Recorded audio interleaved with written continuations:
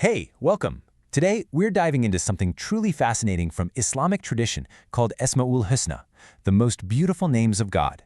And we're going to uncover how these names are seen as way more than just labels. Think of them more like reflections in a mirror, showing us the very fabric of reality itself. So let me start by asking you a question. Just think about any name. Usually we think of it as just a word, right? A sound we make to point at something. But what if it was more than that? What if a name could actually be a window, a way of looking deeper into the world around us? You see, in the mystical way of thinking we're exploring today, a name isn't just pointing at reality. It's a part of reality. It's this incredible key to seeing how divine qualities are woven into everything, from the tiniest particle to the biggest galaxy. Now, to help us wrap our heads around this, mystics broke down the idea of a name into 4 different levels. I like to think of it as a ladder, taking us from the surface-level stuff all the way down to the deepest reality. So let's start climbing. Okay, so here's the basic framework for our journey today. First, you've got the word itself, the sounds, the letters. Then you move to the meaning, the idea that word creates in your head. After that, we take this huge leap to seeing that meaning made real in the universe. And finally, we get to the source of it all, the essence. All right, let's dig into the first 2 levels, because these are the ones we're all pretty familiar with. You've got the lafz, the word. So for example, the letters R-A-U-F. It's just ink on a page, right? But then you've got the mana, the meaning. When you hear Ra'uf, an idea of incredible compassion and kindness pops into your head. One is a physical symbol, the other is a concept in your mind.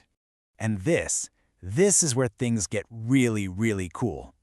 What happens when that idea of immense compassion stops being just a thought in your head? What if it could literally step out of your mind and you could see it, feel it, and witness it right in front of you? Well, that brings us to level 3, which is called the manifestation, or mazhar. And this is the game-changing idea that the entire universe is like a giant art gallery, and every single thing in it is a living, breathing reflection of one of God's beautiful names. Let me give you an example. Picture yourself standing in front of a huge, epic mountain. You feel its power, its grandeur, its absolute majesty. That feeling, that image, that is a manifestation of a specific divine name.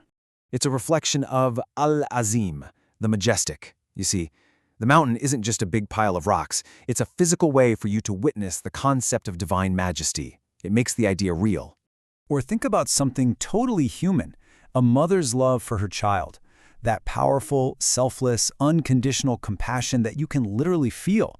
Well, that's also a reflection, a real-world display of a divine name. It's a reflection of Ar-Rahman, the All-Merciful. That powerful feeling is the name for divine mercy, made visible and real in our own human experience. The abstract concept literally steps into our world. Okay, one more example. Think about that incredible moment in spring when a dead, frozen landscape just explodes back to life. That powerful process of renewal, that's also a direct manifestation of a name. It's a reflection of Al-Muhyi, the giver of life. So you start to see the pattern here, right?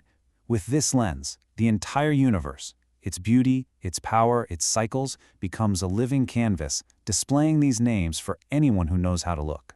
So while the whole universe is reflecting these names, this tradition holds that there's one specific creation that's designed to be the absolute clearest, most complete mirror of them all. And this is the idea of the perfect human, or Kamal Insan. So while a mountain might be a perfect reflection of majesty and a mother might be a perfect reflection of mercy, the perfect human is said to be a mirror that's able to reflect all the names together in balance. Okay, we gotta pause here for a second, because this next part is super important to get right. The sources make a really sharp distinction between a misil and a masal. A misil is an equal, a partner, and the Quran is crystal clear. God has no equal. Nothing is like him. But a masal, that's different. It's a sign, an example, a mirror. It's not the real thing, but it points to the real thing perfectly.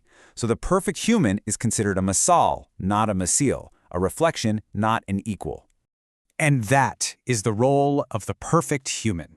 Figures like the prophets and imams are seen as this ultimate mirror, where all those scattered reflections we see in nature, mercy, justice, knowledge, beauty, all come together in one balanced, whole person for the rest of us to see.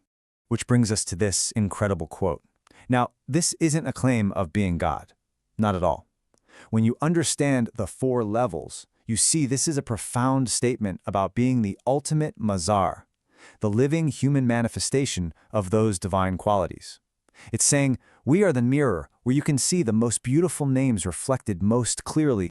So after all that, what's the point? Well, it's not just some abstract philosophy, it's meant to be a new lens, a new way to actually see the world.